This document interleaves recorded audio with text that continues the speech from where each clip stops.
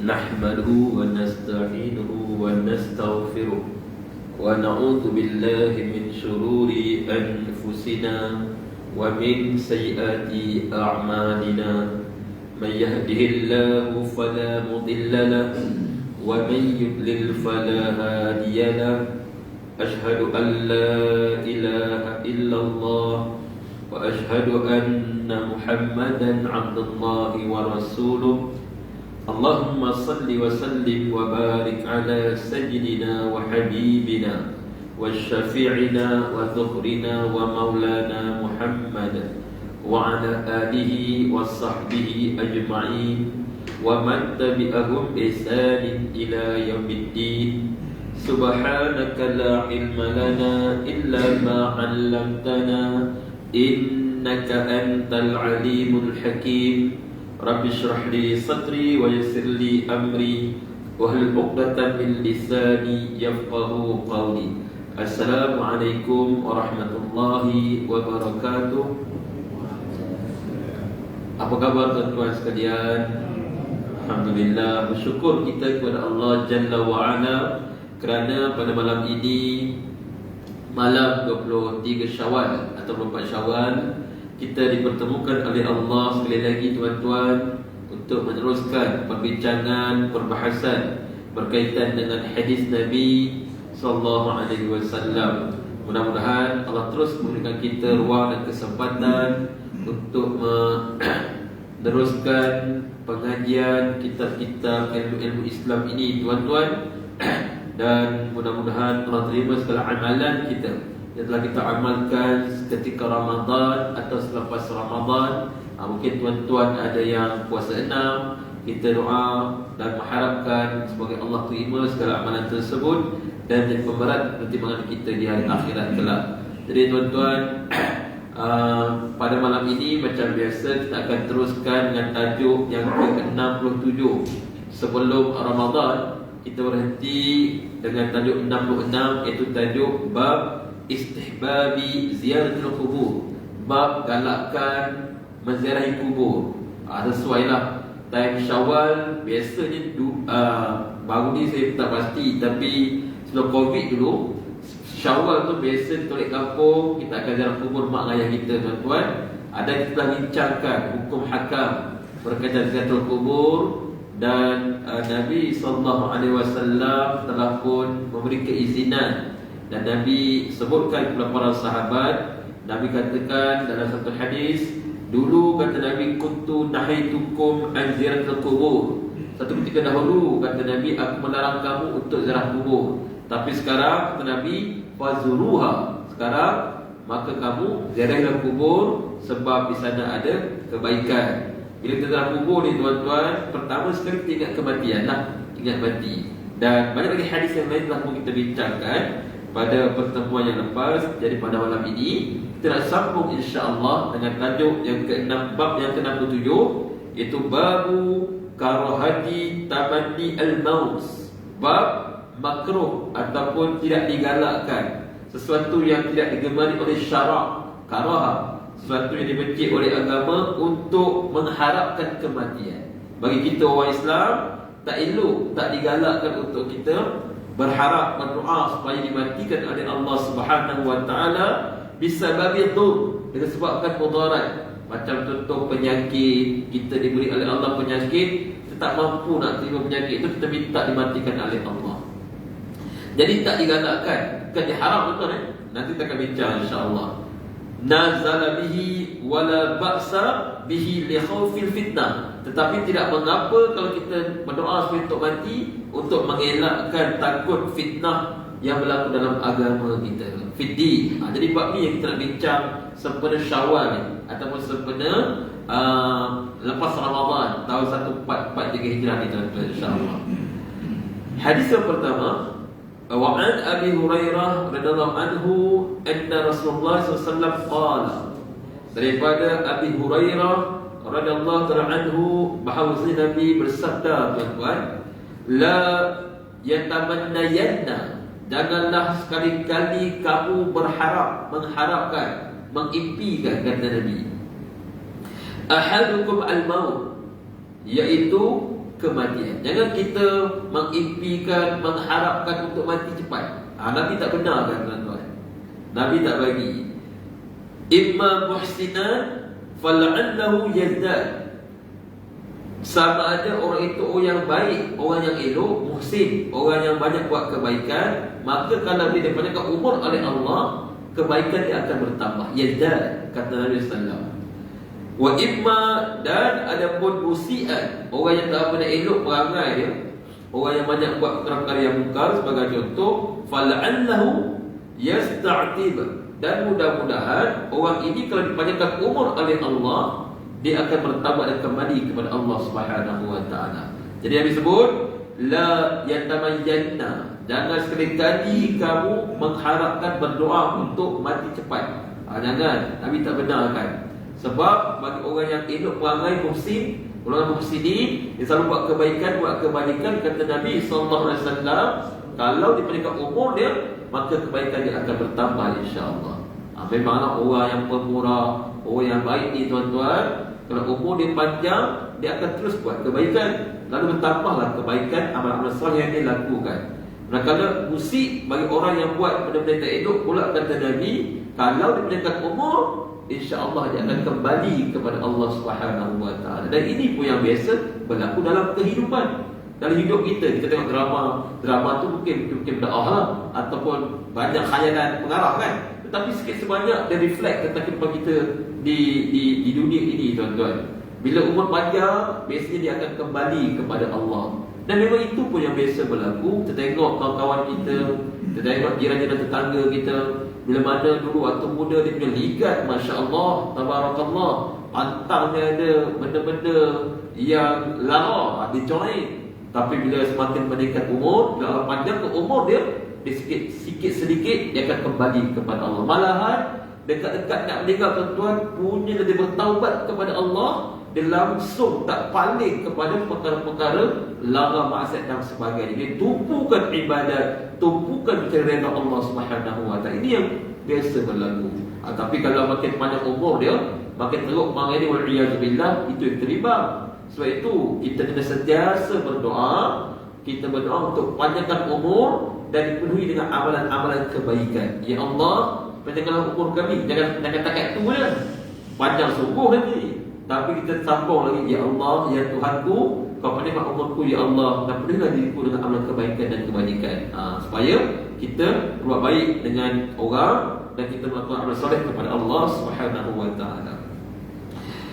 Wa hadha lafaz al-Bukhari, yang kita sebut tadi itu daripada lafaz ataupun riwayat Imam Bukhari. Wa fi riwayatin, dan satu riwayat daripada Imam Muslim, an Abi Hurairah, daripada Abi Hurairah juga, anhu an Rasulullah sallallahu alaihi wasallam qala, daripadanya Nabi bersabda, la yatamannayanna sama juga, la yatamannayanna ahadukumul maut, jangan sekali-kali kamu mengharapkan, mengimpikan, bercita-cita untuk segera dimatikan oleh Allah Subhanahu wa taala. Wala yad'u bihi, jangan berdoa untuk mati cepat, kata Nabi. Jangan kita minta, Ya Allah, cepat matikan aku Ya Allah. Jangan. Dan kata Nabi, min qabli an ya'tiyahu, sebelum kematian datang kepadanya. Nabi sebut, jangan dia berdoa minta dengan Allah untuk dimatikan sebelum ajal dia sampai. Sebab kadang-kadang kita tak tahan dengan ujian dunia ni tuan-tuan. Banyak kita dapati, terutama orang-orang yang kecewa dalam kehidupan lah. Bila mana dia kecewa, dia telan pendapat 3-4 sebagai contoh. Dia telan, dia minum racun roundup. Biasa berlaku kan, kita dengar cerita orang Islam. Lepas tu yang waktu 2-3 tahun lepas tu, ada orang Islam yang dia terjun dekat Jambatan Pulau Pinang. Jadi ini contoh-contoh orang yang dia nak lekas mati atau nak cepat mati. Dia mengharapkan kematian, dan dengan izin Allah lepas matilah. Dan kalau orang yang minum racun, dengan izin Allah dia minum, matilah tuan-tuan. Jadi itu adalah hukum adat ataupun hukum alam. Bila kita minum racun yang membinasakan tu, alangan tikus mati, kita pun sekali kiok juga lah. Sebab itu bila kita mengharapkan kematian, perkara itu sebenarnya tidak digalakkan oleh agama. Nabi larang, Nabi sebut la yatamannayanna, Jangan sekali-kali kamu mengimpikan, mengharapkan untuk mati segera atau mati cepat sebelum ajal itu datang bertemu dengan kamu. Innahu iza mata, sesungguhnya ia apabila mati seseorang itu, kata Nabi SAW, inqata'a amaluhu, maka terputuslah amalannya. Jadi dia nak buat perkara baik dah tak boleh dah. Kalau dia mati tuan-tuan, dia berada di alam yang lain daripada alam dunia. Dunia alam yang kita kena bekalkan dengan amalan. Di alam ni ada alam rahim. Waktu kita dalam rahim ibu kita satu ketika dahulu, selama lebih kurang 9 bulan 10 hari kita berada kat alam tu. Tiba roh pada 4 bulan usia jadi. Baik, lepas tu kita lahir dekat dunia. Dunia ni panggil alam syahadah. Maknanya kita nampak pokok. Bila kita semakin jalan jauh berjalan, kita akan nampak banyak lagi perkara. Lepas tu kita mati tuan-tuan. Semua kita akan mati. Dan kita akan dipindahkan ke alam barzakh ataupun alam kubur. Yang mana alam itu dah tak sama dengan alam dunia ini. Alam itu adalah alam sementara kita punya alam yang kekal abadi, alam akhirah.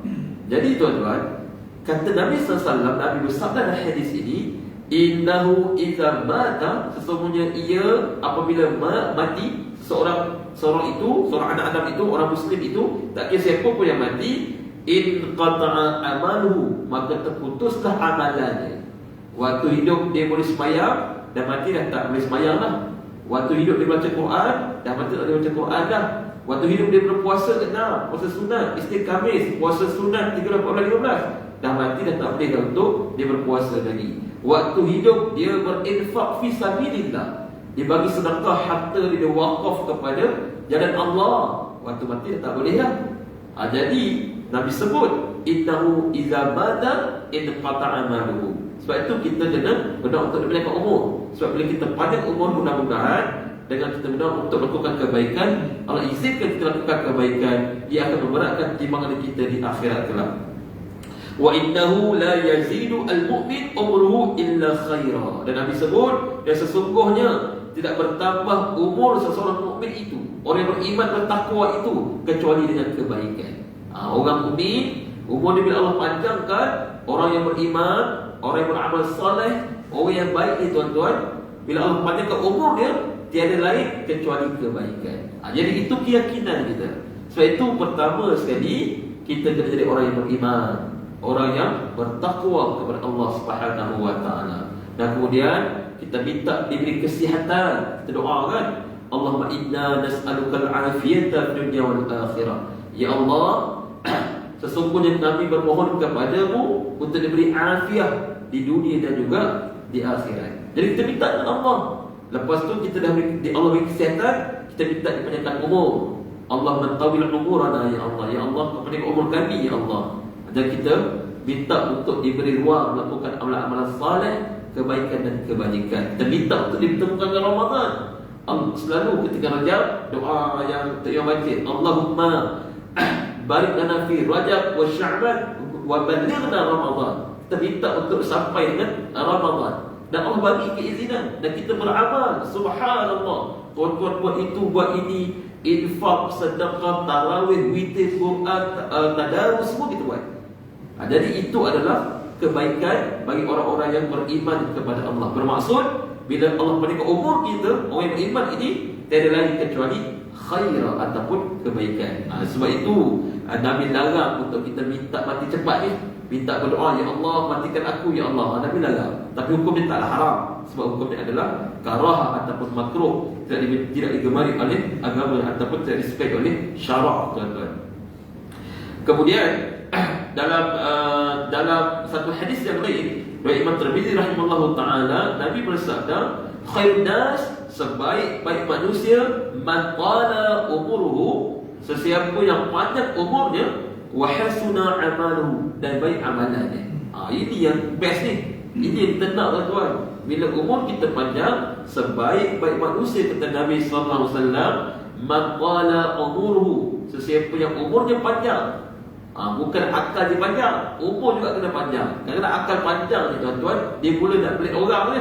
Ayyazubillah. Kita tak nak dia tu. Akal panjang, umur panjang, baik amalan dia. Wa hasuna amaluhu, dan baik amalan dia.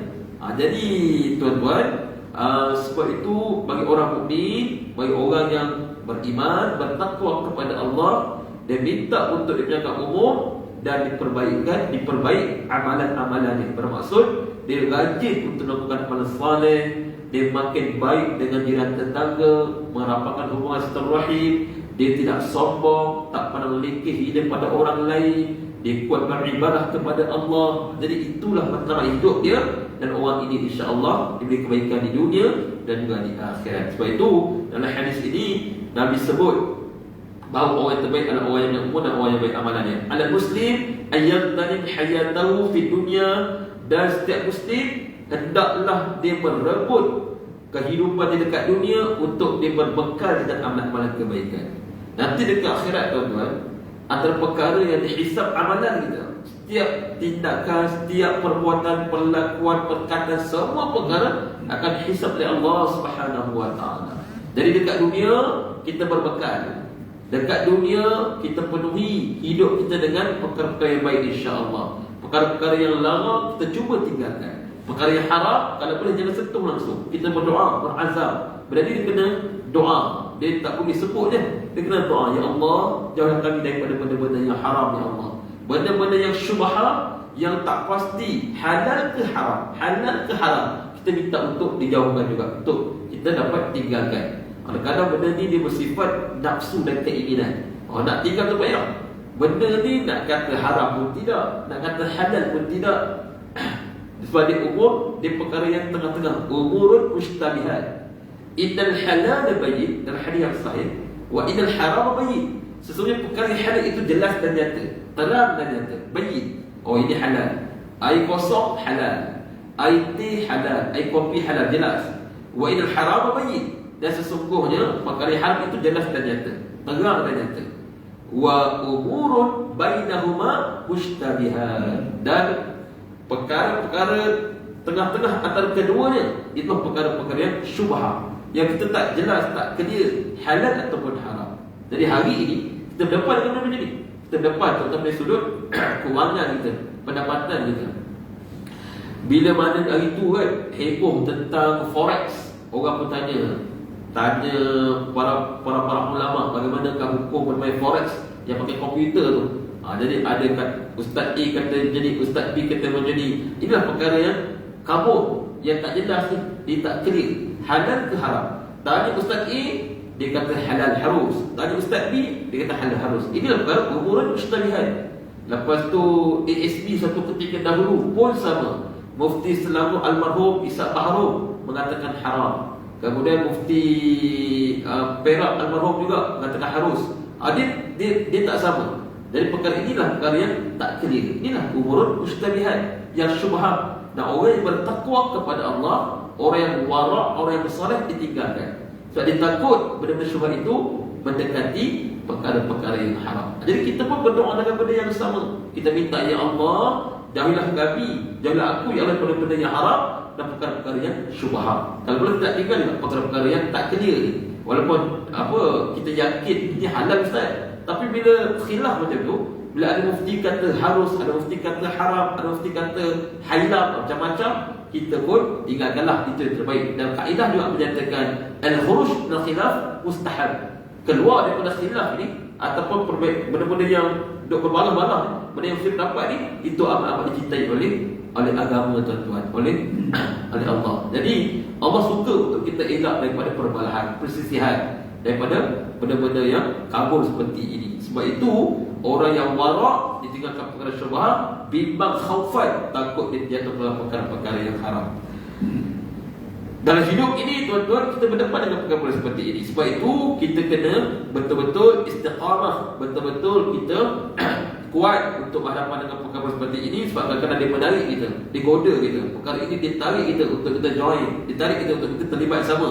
Dan kalau kita gapuh dan kita tidak ada stand yang kuat, kita bimbang kita juga akan terjebak masuk ke dalam perkara syubhat, dan paling bimbang boleh putuskan benda tu haram selepas itu. Itu yang kita bimbang tu.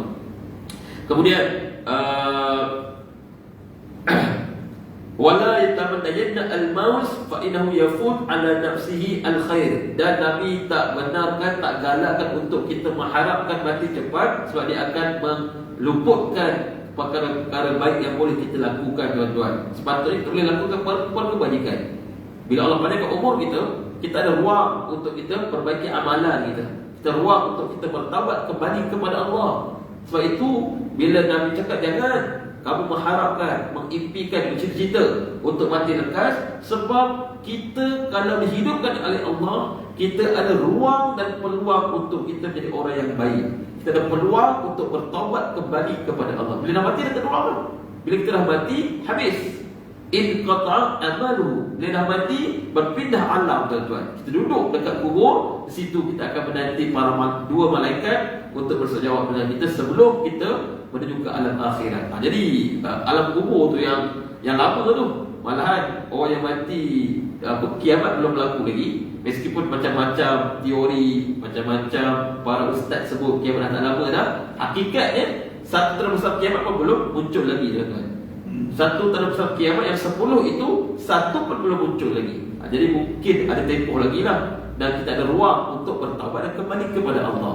Sebab taubat, pintu taubat akan tertutup bila mana berlaku dua perkara. Pertama, ketika mana nyawa ni kerongkongan, seperti mana berlaku kepada Fir'aun. Ketika dia lemas, dia mengaku beriman kepada Allah. Dah tutuplah, tak boleh lah. Dan Allah tak terima taubat dan Allah tak terima pengakuannya. Yang kedua, bila mana matahari terbit daripada sebelah barat, itulah salah satu tanda besar kiamat.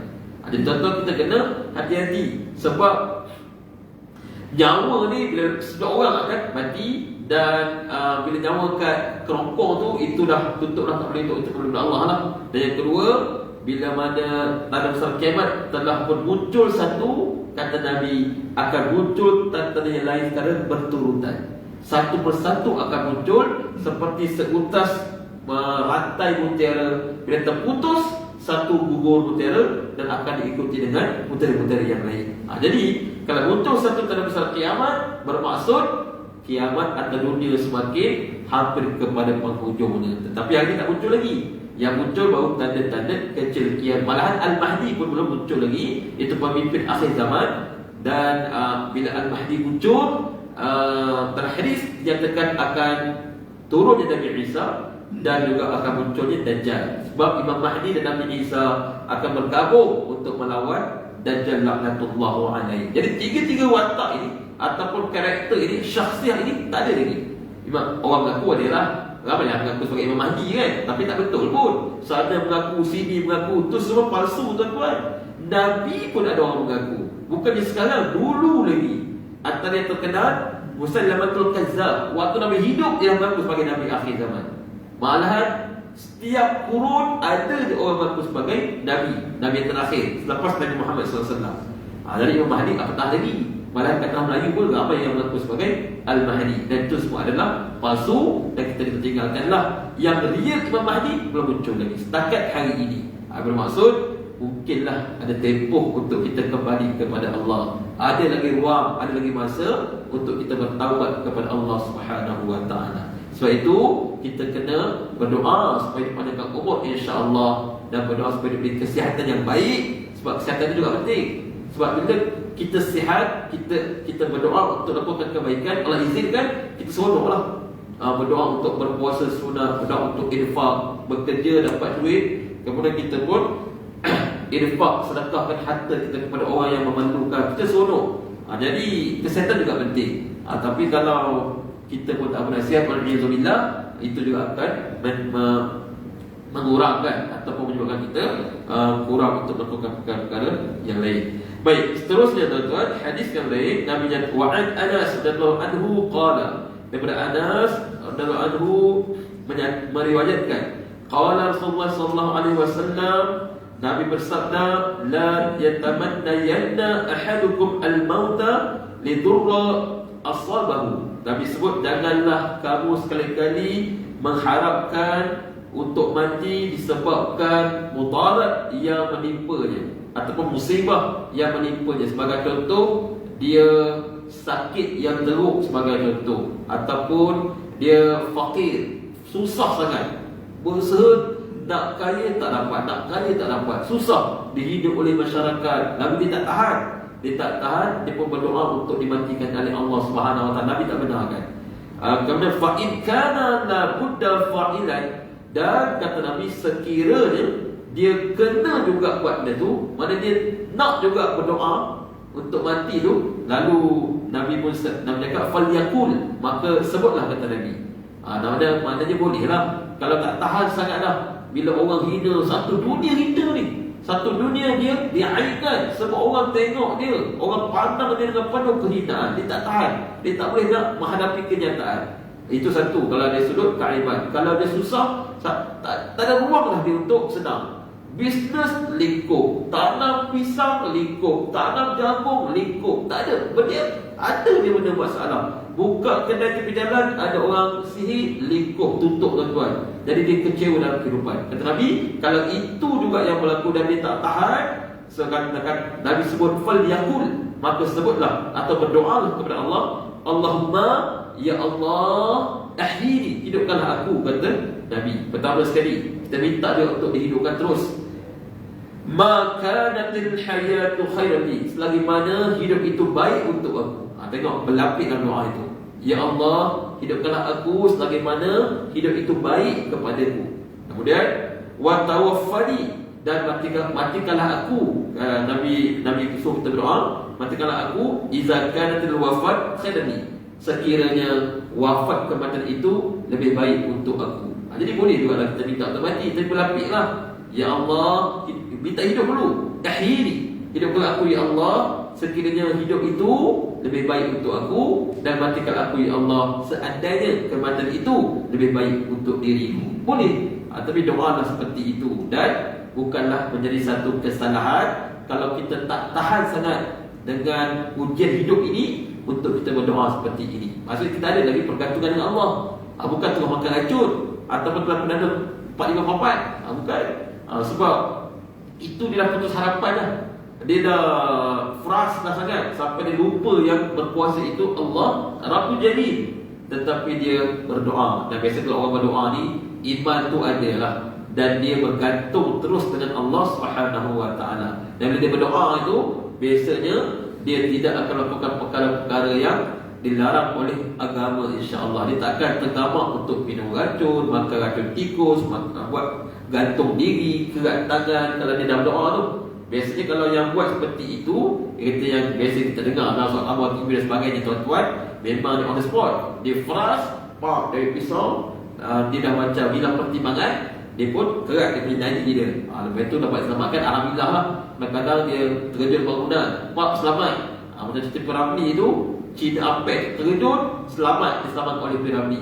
Sebab Allah tak izinkan. Kalau ikut cerita tu lah kan? Bermaksud meskipun kita cuba, kalau Allah tak izinkan tak berlaku. Sebab itu kalau kita berdoa seperti doa Nabi Adam ini, tuan-tuan, kebiasaannya kita akan lakukan perkara-perkara yang seperti itu. Kita akan tergamak untuk kerat nadi ataupun gantung diri. Sebab kita dah berdoa dengan Allah, kita yakin adanya Allah dan kita yakin Allah itu Maha berkuasa. Ya Allah, hidupkanlah aku seandainya sekiranya tempat itu lebih baik untuk aku, dan matikanlah aku ya Allah kalaulah sekiranya mati itu lebih baik untuk diriku. Dan ini merupakan hadis yang sahih, muttafaqun alaih. Bermaksud sebab itulah hukum dia tak haram untuk kita doa mati ni. Sebab Nabi ada doa ini, dan doa ini diriwayatkan oleh Imam Bukhari dan Imam Muslim. Pada kuatlah. Cuma kalau boleh kita minta untuk jaga umur lah. Itu yang lebih baik dan lebih afdal. Seterusnya, wa an Qais bin Abi Hazim qala, daripada Qais bin Abi Hazim meriwayatkan, dakhalna al-Khabbab bin Aras, seorang sahabat. Kata Qais, satu ketika kami masuk bertemu dengan Khabbab bin Al-Arad. Khabbab Al-Arad ini antara orang golongan mustad'afin di Mekah yang pernah diseksa oleh pembesar-pembesar Quraisy, tuan-tuan. Pernah satu ketika Sayyidina Umar Al-Khattab, dia jumpa Khabbab ini, dia minta Khabbab tunjukkan kesan-kesan dia diseksa dengan pembesar Quraisy. Lalu Khabbab tunjuk, sedih, dan Siraj katakan menitik air mata Sayyidina Umar apabila tengok kesan-kesan. Dia macam kena panggang. Dalam satu riwayat, Khabbab macam kena panggang, tuan-tuan, waktu dia masuk Islam sebelum dia hijrah ke Madinah Al-Munawwarah. Dan Allah pandangkan umur dia Lalu satu ketika kata Qais, kami masuk bertemu dengan Khabbab al-Arad untuk menziarahi dia, untuk kami jenguk dan kami lawati dia.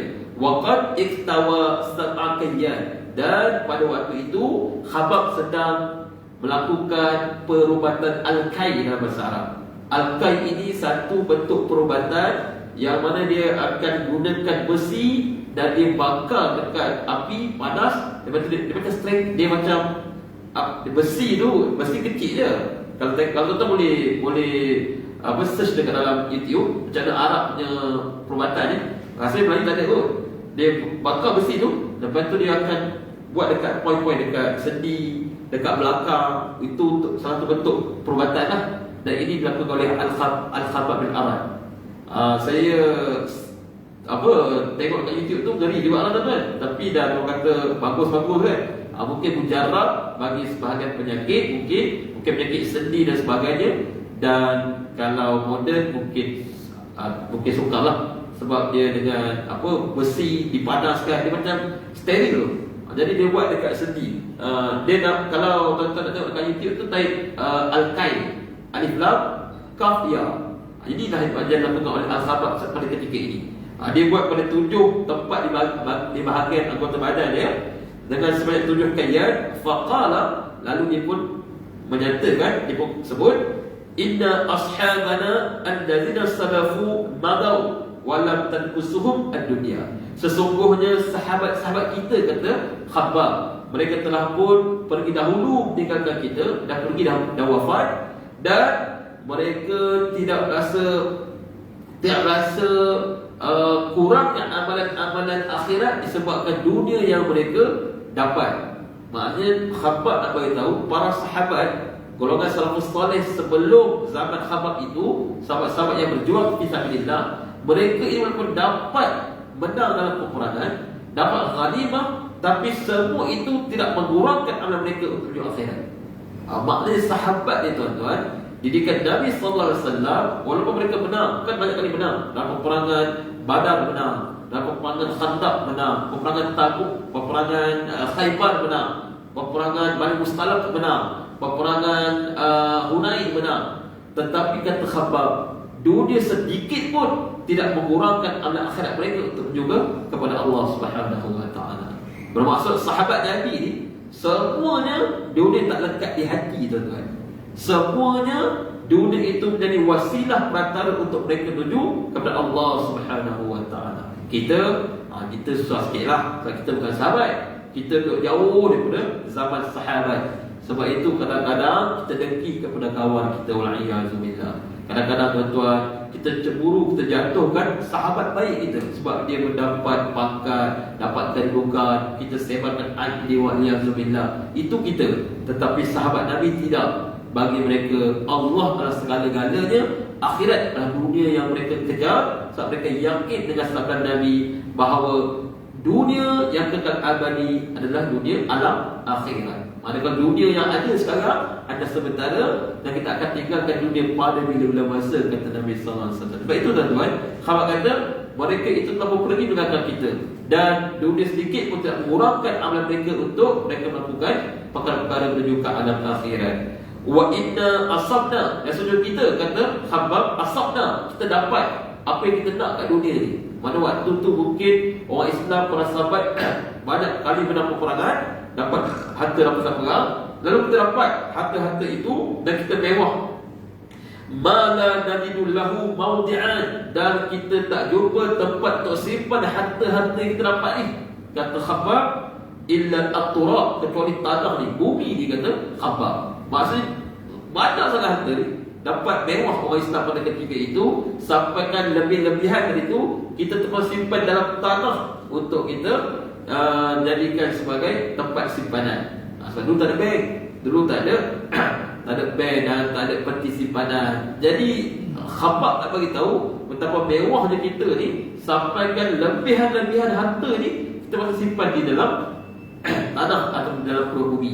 Bermaksud kata Khabbab, nak dibandingkan zaman kita dengan zaman-zaman salafus salih sebelum ini, mereka itu berjuang kerana Allah, dan mereka syahid dalam peperangan sebab mereka benar-benar ikhlas berjuang menegakkan kalimah Allah ikhlas mereka untuk bersama dengan Nabi untuk menentang para kufar dan golongan-golongan musyrikin. Dan walaula anna Nabi, dan kalaulah Nabi itu tidak melarang kita untuk berdoa meminta kematian, kata Khabbab, la da'autu bih, pasti aku akan berdoa untuk mati cepat.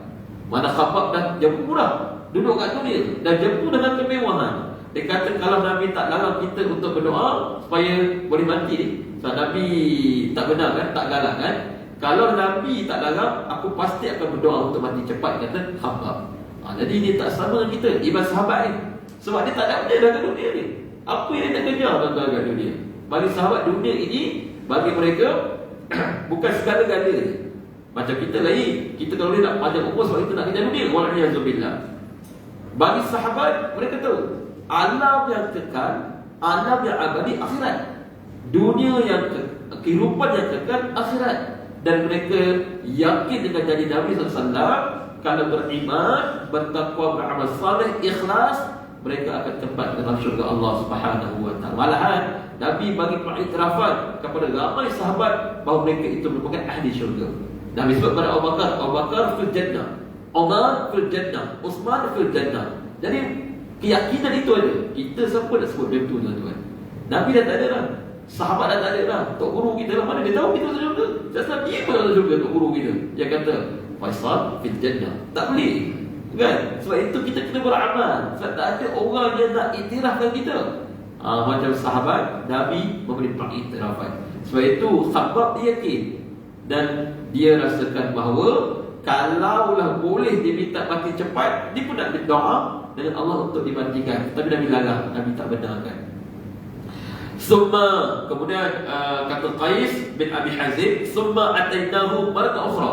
Kemudian kami jumpa dia kali kedua, wa huwa yabni ha'iqan lahu, dan dia tengah membina dinding. Pada waktu kami jumpa kali kedua tu, dia tengah membina dinding. Faqal, dan Khabbab berkata, innal muslim, sesungguhnya seorang muslim itu, kata Khabbab, la yujaru fi kulli syai'in, akan diberi balasan ganjaran setiap perbuatan yang dilakukan, yunfiquhu, yang dia infakkan, illa fi syai'in, kecuali dalam perkara, dalam sesuatu yaj'aluhu fi hadha turab, dalam sesuatu yang dia letakkan dalam bumi ini.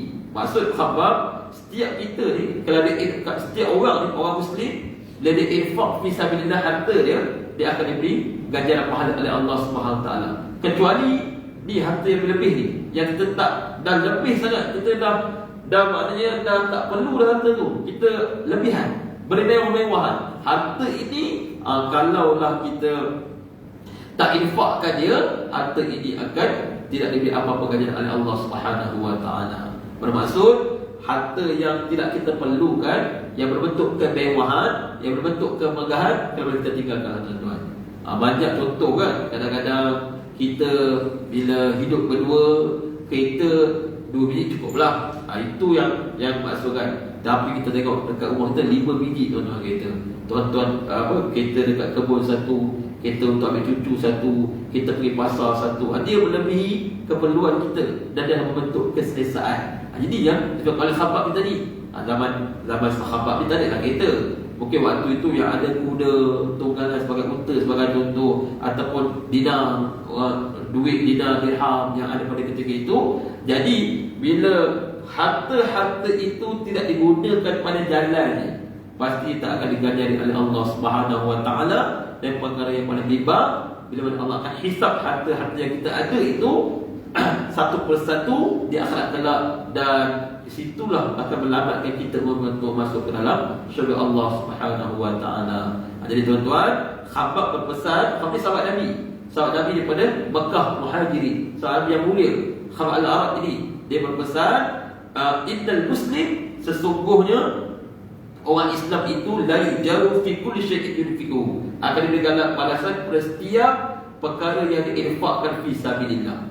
Setiap perkara yang diinfakkan akan diberi ganjaran pahala, kecuali pada perkara yang ditanam, yang disimpan dalam bumi ini, jadi tak infakkan kepada orang lain yang memerlukan. Kat situ tidak ada pahala dan bimbang kalau ia menjadi penghalang, pelambat kita untuk masuk ke dalam syurga Allah Subhanahu wa taala. Jadi sekiranya tuan-tuan, sebagai mukadimah ni ataupun opening selepas pada Syawal ni cukup lah kot. Silakan ni. Katanya Ustaz. Boleh. Ni bersangkut paus sikit dengan jawab Ustaz tentang belajar kan. Ustaz Omni Muhammad. Ceramah dia ni kata orang tu membuatkan kita berfikir panjang. Yang mana daripada ceramah ni dikatakan ada 12 keluarga Yahudi yang mana setiap satu memainkan peranan dia, yang mana diketuai oleh Freemason. Lepas tu macam mana Yahudi muncul, Dajjal muncul akan disokong oleh orang-orang Yahudi, dan bermula daripada Isfahan 80,000 orang Yahudi yang akan berharap dan sebagainya. Jadi adakah maklumat-maklumat ni dalam kajian Islam, ada kitab ke? Kalau saya tak nampak akan ada ustaz yang membuat ceramah melalui jalan tu saya. Okey, baik. Jadi komen saya. Baik. Ustaz Auni Muhammad ini umur dia sebaya dengan saya, 46 tahun. Walaupun dia nampak umur, dia sebaya dengan saya. Waktu saya di Jordan, dia di Mesir, di Al-Azhar Mesir. Seorang ustaz yang sangat hebat lah. Terutama ingatannya very powerful, ingatannya sangat kuat, bagus. Dia boleh sebut satu persatu kronologi tu. Dan bila kita ikut, dia tak ikut ceramah dia, pertama sekali dia ada disiplin lah. Sebab ilmu yang disampaikan ilmu eskatologi, iaitu ilmu membicarakan tentang perkara-perkara yang akan datang. Jadi disiplin dia tuan-tuan, pertama sekali kita sebagai orang Islam, kita mesti berlandaskan kepada Al-Quran dan Sunnah Nabi SAW yang sahih. Sebab ini adalah perkara-perkara berkaitan dengan akidah. Adapun perkara berkaitan dengan konspirasi tu, Freemason, Illuminati, tak apalah kalau tidak ada sandaran. Sebab itu cerita berkaitan dengan, tidak ada kaitan dengan akhirat. Bermaksud Freemason, Illuminati, kalaupun benar-benar wujud, tak sandarkan kepada Al-Quran dan Sunnah pun tak jadi masalah lah. Contoh dia nak kata si fulan itu adalah golongan Freemason, tak apa. Tetapi kalau berkait dengan Dajjal sebagai contoh, Al-Mahdi sebagai contoh, mesti berlandaskan kepada Al-Quran dan Sunnah Nabi SAW. Jadi saya tak follow kebanyakan ceramah dia. Saya tengok juga, tapi tak semua lah. Tak setiap video saya follow. Saya tengok kalau berkaitan dengan Dajjal, biasanya dia akan menggunakan hadis yang sahih. Sebagai contoh bila disebutkan oleh hadis tadi, Dajjal akan keluar di akhir zaman daripada bumi Khurasan dan ikuti oleh 7,000 Yahudi Asfar. Itu hanya yang sahih. Mana disebut tu betul lah, tak ada masalah. Manakala kalau kaitan dengan gerakan Freemason, Illuminati, kemudian The Templar, lepas tu dia cerita pasal Rothschild kan, Rothschild, kemudian kelompok-kelompok yang menerusi dunia, itu mungkin kajian dia lah. Jadi benda tu sama ada betul ataupun tidak, wallahu a'lam. Dan kemungkinan betul, kemungkinan tidak. Cuma benda itu bagi kita orang Islam, kalau kita kena bersedia seperti yang Nabi suruh kita bersedia, kena persiapkan amalan kita, kena kuatkan ilmu kita. Siapa pun yang datang, takkan Rothschild akan datang ataupun Yahudi benda lagi. Dia ada disebut tu lagi. Dia kata kalau minyak si fulan yang kontrol daripada geng ni, daripada Freemason dan Illuminati ni. Jadi kita bila kita hadapan dengan cerita seperti ini, bukan untuk kita jadi lemah. Kalau dia ada Rothschild, kita kena bina kita punya ilmu dan kekuatan kita. Cuma sekarang memang dari sudut ekonomi mereka yang kontrol lah. Puak-puak kafir yang kontrol. Dari sudut ketenteraan mereka juga yang kontrol. Dan kebetulan pula Islam pada hari ini berpecah belah. Jadi macam teori itu macam ada kebenaran, macam ada kebenaran. Macam disebutkan bahawa, saya pernah dengar dia punya satu video dia berkaitan dengan Titanic. Dikatakan bahawa itu perancangan Yahudi, dia kata, untuk membunuh taikun-taikun dan sebagainya lah. Sebab dia sebut kronologi itu dengan teori dia sekian-sekian. Sampai betul atau tidak, Allah Alam. Tetapi macam Dajjal itu disebut oleh Nabi SAW, tentang Al-Mahdi disebut oleh Nabi SAW, tentang kemunculan tanda peperangan di akhir zaman, nanti kita akan perang dengan orang-orang Yahudi, orang-orang Kristian, disebut oleh Nabi SAW. Jadi benda itu dia tak boleh lagi lah, dia kena sebut seperti yang disebut. Kalau disebut lain dia disebut, jangan-jangan tak ikut lah. Maknanya kalau disebut, sebab Nabi sebut kita nanti akan berperang dengan Yahudi dan kita akan berlawan dengan Yahudi dalam satu peperangan, dan Yahudi akan bertempel lari. Dan hadis riwayat Imam Muslim. Dan mereka akan berduduk di belakang pokok dan belakang batu. Sampaikan pokok akan bersuara, batu akan bersuara, ya Muslim, ya Abdullah, belakang aku ada Yahudi, faqtuluh. Maka dulu Yahudi itu kecuali satu pokok, terpukul wafat. Jadi itu hal yang sahih. Kalau disebut tak salah. Sebab dia benda-benda yang Nabi sebut. Sebab ini adalah perkara yang berlaku di akhir zaman akan datang. Benda yang tak berlaku lagi. Tapi kalau yang macam tadi itulah, Freemason, Illuminati, teori-teori konspirasi, Dan Brown, tak silap saya, dia punya kitab kan, dia kata teori ini dikemukakan oleh penulis ini. Itu kalau kita nak percaya pun boleh, tak nak percaya pun boleh. Yang penting, kalau kita percaya, jangan semua benda kita kaitkan dengan konspirasi. Kalau kita nak, dia kena bersederhana. Dia mesti, kalau nak percaya, mesti ada bukti dan fakta. Macam contoh, di coronavirus dikatakan adalah permainan kuat-kuat teori konspirasi. Dia nak buat konspirasi supaya orang Islam dimati, tak ikut sunnah. Tapi fakta tuan-tuan, orang putih pun kena juga, mati semacam juga.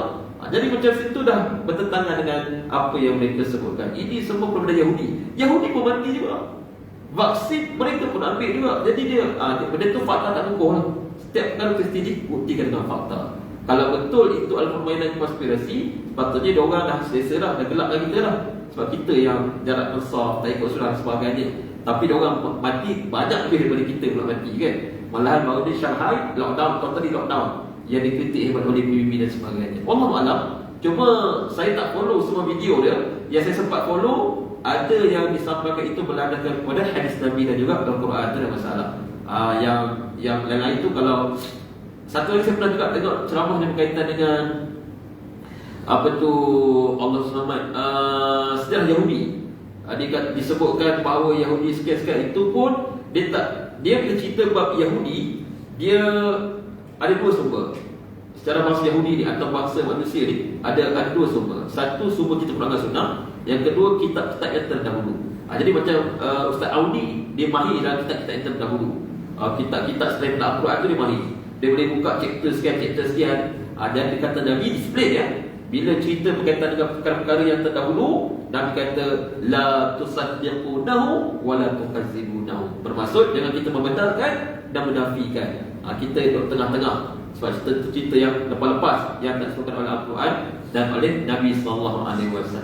Contoh macam ada cerita tentang zaman-zaman Nabi Yaqub. Nabi Yaqub dia berkahwin dengan 4 orang isteri. Dan pada waktu itu Nabi Yaqub dia kahwin dengan kakak, dan dia nak kahwin dengan adik, betul kahwin dengan kakak. Jadi benda tu dah kuat.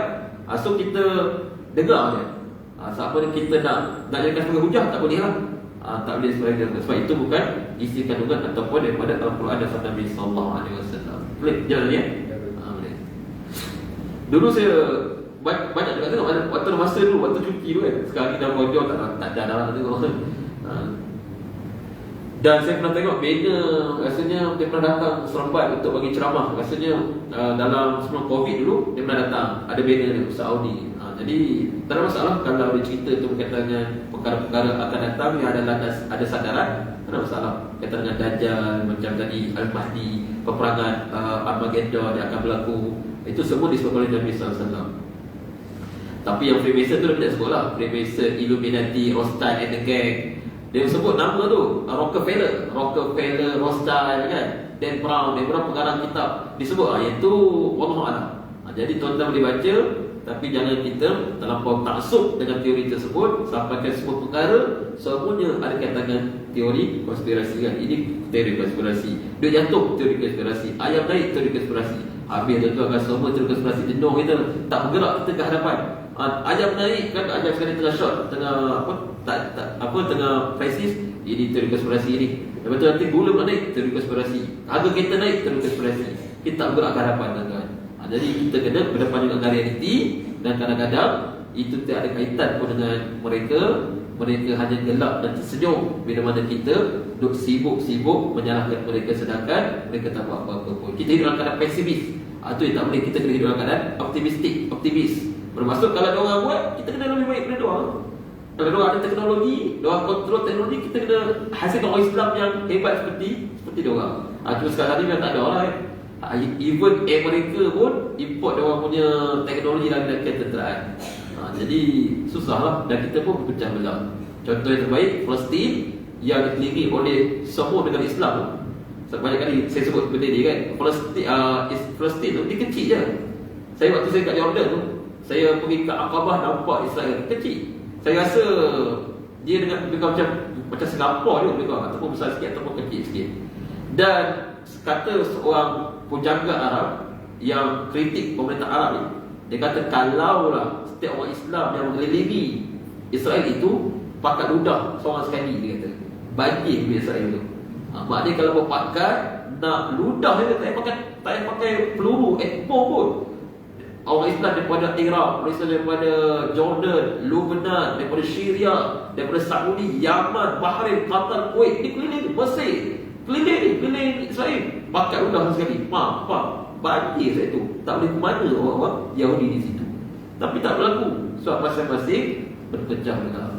Masing-masing bergaduh bersama sendiri. Dan sekarang yang terbaru ada hubungan diplomatik dengan kerajaan Israel. Emirat Arab Satu dah mulakan hubungan diplomatik dengan Israel. Jadi tak boleh buat apa lah. Itu yang berlaku hari ini. Ada lagi tak apa-apa nak sebut? Baik tuan-tuan, kalau tak ada, syok juga cerita buat ilmu eskatologi ni sebab ilmu-ilmu yang kita jarang kaji lah, tentang teori konspirasi dan sebagainya. Syok, cuma dia kena ada landasan, kena ada sadaran supaya kita tak terlampau berlebihan. Dan tinggalkan terus pun tak boleh juga. Kok memang dia sungguh Dantah dia sungguh. Pok tu memang dia merancang sungguh di belakang Nabi. Jadi wallahu a'lam. Aku liqauli hadza astaghfirullahal azim li wa lakum. Assalamualaikum warahmatullahi wabarakatuh. A'udzu billahi minasyaitonir rajim. Bismillahirrahmanirrahim. Alhamdulillahi rabbil alamin. Assalatu wassalamu ala asyrafil anbiya'i wal mursalin وعلى آله وصحبه أجمعين. اللهم علمنا ما ينفعنا وانفعنا بما علمتنا وزدنا علما. اللهم ارزقنا فهم النبيين وحفظ المرسلين وإلهام الملائكة المقربين. اللهم فقهنا في الدين وعلمنا التأويل. اللهم فقهنا في الدين وعلمنا الحكمة. اللهم فقهنا في الدين وانشر منا. وصلى الله على سيدنا محمد وعلى آله وصحبه وسلم والحمد لله رب العالمين.